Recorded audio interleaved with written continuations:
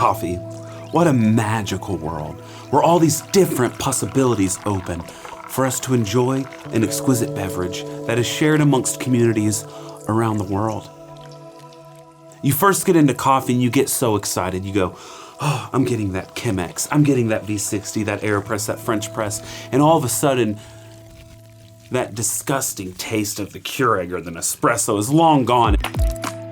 And now you're drinking freshly roasted local coffees that you grind in your burr grinder at home that retains the aromas.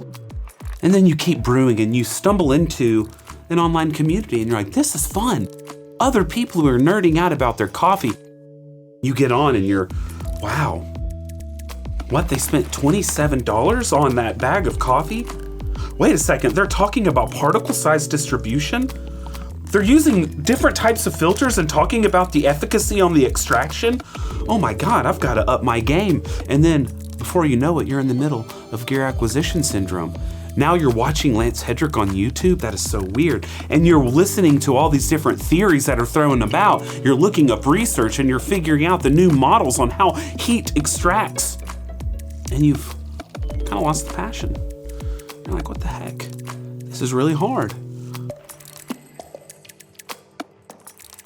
Now that's one option, of course. The other option is you're into coffee and you just bought your new gear and you're wanting to know about coffee and you're like, oh my God, this is all so discombobulating. What I'm seeing online, oh my God, I don't even want to brew coffee anymore. It's too terrifying.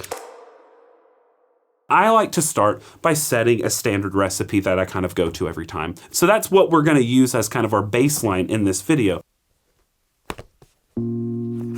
But of course, I can change that any way that I want. I want to keep as many static as possible, things that I don't think will have as big of an effect on that final cup. The things that have huge effects on the final cup is where I want to really concentrate my time and energy. I pour for the bloom 3 times the weight of the coffee. And I use a pretty coarsely ground grind size. And then I will let it bloom for anywhere from 30 seconds to 2 minutes. That's one of my variables I will play with. And then I pour the rest of the water in. Because contact time is an important variable, I will sit there and watch it. And if it seems like it's going pretty quickly through the bloom, well then I may decide I'll add some manual agitation to my second pour. Or I may decide I'm gonna split my second pour into 2 pours, because the more pours you make, the more agitation. But what it is important to do is to find a recipe that you feel is good. Now I know that these brewers competitions, these influencers and everything, even me, have thrown a lot of information into the pool and a lot of pseudoscience along with it. These pours affect the strength of the coffee. These pours affect the sweetness. These pours affect the acidity. That's not based on anything except maybe one person's experience on a certain coffee.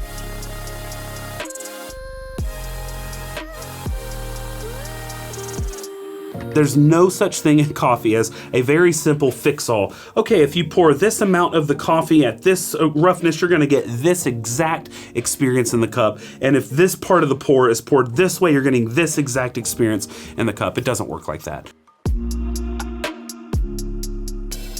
We don't need any extreme recipe here. Find something that is easy, something that's very easily manipulated. My goal is never to hit 100% of a coffee's potential because that's gonna take so much time and effort and energy and a lot of coffee that I'm gonna be speeding through. I mean, yes, I would love to hit 100% and I'm gonna make my best educated guesses, but I'm not gonna sit there and be disappointed with a bad cup. So I want to find the fastest way to 80% of that cup's full potential and then feel confident that I'm getting a really good cup out of that coffee. And then as the days go on and I have the coffee, make tweaks to potentially better it. And then maybe by the end, we're close to 100.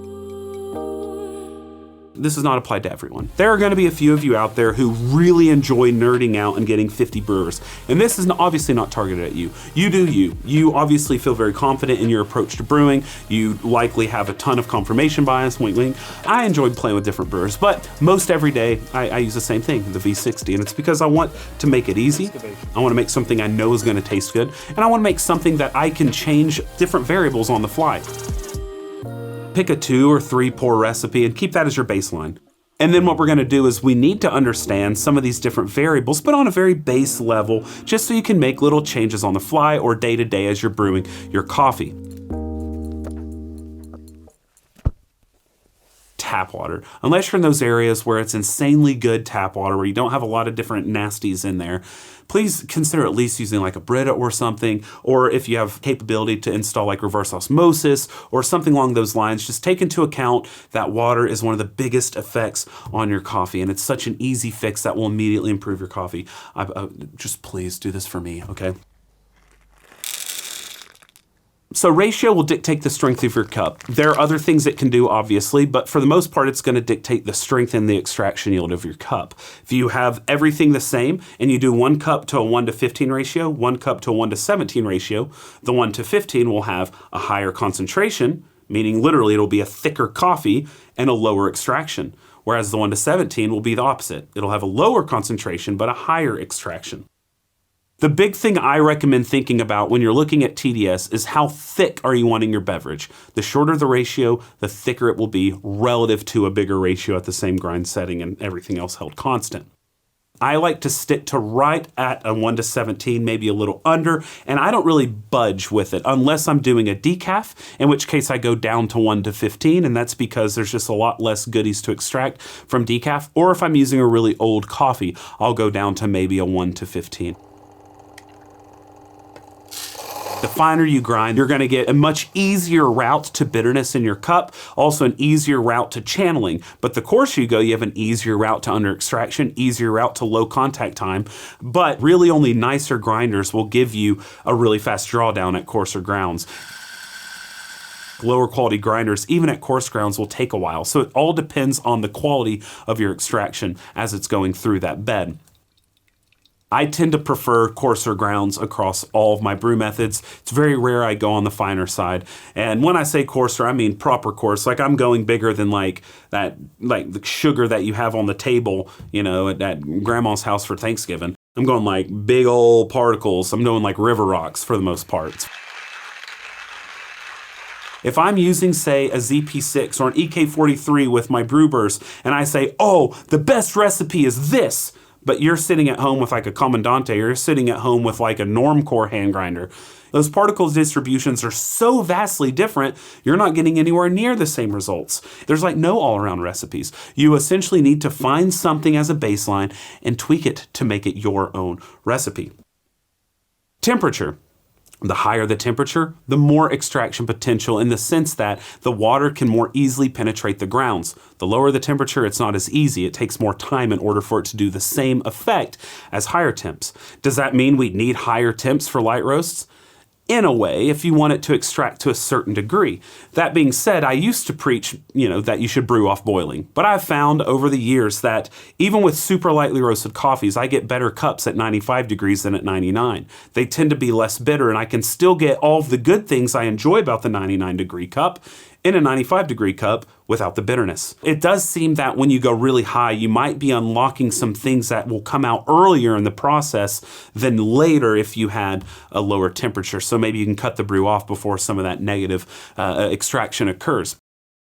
There is some evidence on when things come out that I've discussed in the past by Dr. Samo Smirke, but for now, I don't ever really go above 95. The darker the roast, the lower the temperature, and decaf, I lower the temperature. I never go above about 89, even with the lightest roasted decaf coffees. Brewer is obviously important, but honestly, I approach most all brewers very similarly. The only thing that I kind of approach differently is I do tend to do wet WDT whenever I'm not using a cone brewer. It seems to be really easy to kind of just scratch through the bed to ensure it's evenly wetted. I grind coarsely enough that the water wants to run through, unless I'm using one of those flat bottom brewers like the Swarks one, that you can twist shut the bottom of that brewer so it doesn't lose the water through that bloom. There's a lot of thought on cutting down your bloom and it improves aromatics, or increasing your bloom and it does this, having no bloom and it does this. Now, I've tried all of these different things and I've not seen anything consistent across roast levels, different styles of coffees, or anything. In my opinion, for simplicity's sake, I stick with a 1 to 3 every time. I don't really mess with it. Maybe I'll do a little less than it. I don't really pay too much attention. If I have 20 grams of coffee, maybe I'll do 50 gram bloom, maybe I'll do 55. I just want it fully wetted, and I want to make sure I hit every part of the bed, and I kind of stop. And normally, with a controlled pour, that's about 3 times the size. Bloom time, this is fully dependent on how gaseous it is and how much extraction it needs. There's a lot to take into account with blooming, but of course you can start off with just across the board a 45-second bloom or a 1-minute bloom or a 30-second bloom. As you understand the bloom more, maybe after you pour the bloom and you watch how it's acting, you can decide on the fly, okay, I'm gonna extend it 30 seconds. Now, when you have a grinder that's really low quality, you're likely getting two big issues. A lot of boulders are being produced, so particles that are much bigger than the average particle size, and a whole lot of fines are being produced, which are teeny tiny little bitty cutie patootie particles. Whenever you pour more and more and more, it's good for the boulders because you're trying to extract more and it's hard for the water to really get inside of that. But with those little teeny tiny cutie patootie particles, well, you're just getting them to be more and more flushed into the filter and potentially clogging it, causing a lot of no-nos. But also the more you're pouring, that bed is being frivolous, it's coming up, and then it settles back down. Then every time you pour, it goes up and down, up and down. And every time it does that, the bigger particles go up higher and the fines want to drop immediately. And so they keep getting into the filter, and then essentially, if at the end you were to scoop out all the big particles, there would be a big old film of those fines around the edges, meaning a lot of those are getting through every time you have a bare kettle pour onto your filter. Those paper filters aren't perfect. They allow particles to get through. I prefer fewer pours to more pours because I don't want to cause that much agitation. I don't want to allow as much of those particulates to get through to the final cup. In fact, the mellow drip, which is that little cute shower screen that you pour through, that was actually created to negate having to rely on bare kettle pours because of the amount of little fines and particles that get through the cup that can obfuscate the palate. So people will use that mellow drip in order to not upset the bed because this is such a big issue. I tend to do a little circle right in the middle. And I do a little circle just to kind of allow for an excavation down to the centermost part of my cone since I'm using a V60 and allowing as much flipping and agitation as possible while I'm doing it. That being said, if I realize that the drawdown is slow, I may just do a center pour and not really move it. And I may do a slight little shake at the end to kind of settle the bed because that won't be a ton of agitation, but that allows for more even drawdown when you kind of settle that bed. So maybe I see it's drawing down quite slowly. Then I just, laminar flow to the end, even though I'm normally turbulent. So there are a lot of different things you can change once you understand these variables. This is going to affect the clogging of the filter paper. It's going to affect the type of agitation you're giving to the bottom part of the bed. So these things are good to take into account depending on your drain through speed. I do tend to shake kind of a lot, just a little shake to make sure that bed gets level. I don't want my bed to look like this if I was pouring in the center, because that's going to tell me that the water was draining through and hitting parts of the bed a lot more than others, especially that last little bit when parts of the bed may be already surfaced and the water's still touching other parts. A little shake, flattens it out, good to go. Yeah, manual agitation can also include, WDT or using a spoon. Being too aggressive can cause clogging, but again, it depends on the coffee you're using and it depends on how the water drains through during that bloom and whether or not you think you need to add a lot of that agitation. You can just say, I want to pour every time the bed's fully drained. Or you can be strict and be like, every 45 seconds I'm going to pour, which is a very competition style way of doing things. Doesn't mean it's right, but they have to do it because they get docked off if they don't pour exactly the same way on all 3 cups. So remember, do not idolize competitions. There are so many roles they're playing for the points, it's not real life. My attempt with this video was to make what is complicated more simplistic, but I noticed as I was doing it, I was still making it complicated, but also hopefully making it a bit entertaining and a bit more simplistic so that you can come away from this video being encouraged, not frightened, but encouraged that this is not that hard. What you need to do is find that base recipe. Understand it's not going to be perfect the first time. Make minor tweaks with the bigger variables before you get into the minutia. You don't need to worry about your water chemistry unless you're not filtering your water, in which case please do that. We need to get a good cup first. So we're going to play with our grind size. We're going to play with our ratio, which is probably the first thing I'd recommend if you have a decent grind size. We're going to play with our water temperature, but only in steps of like 3 to 6 degrees centigrade, okay? It needs to be big steps, little teeny tiny steps. You're likely not going to tell a difference. And we're going to play around with those things. Then you can go to like bloom time, or you can go to like bloom temperature, or you can go to like getting a different grinder and playing around with 2 different particle distributions. But until you get a solid cup, there's no need to venture out. You don't need to overcomplicate it. I promise you, with just the main variables, you can get an incredible cup. We have just tended to overcomplicate things as we get really into coffee. But listen, you're gonna do great. Coffee's fun. We have communities online. Yes, we overcomplicate things. Yes, we idealize certain things. Yes, we talk out of our butts very often.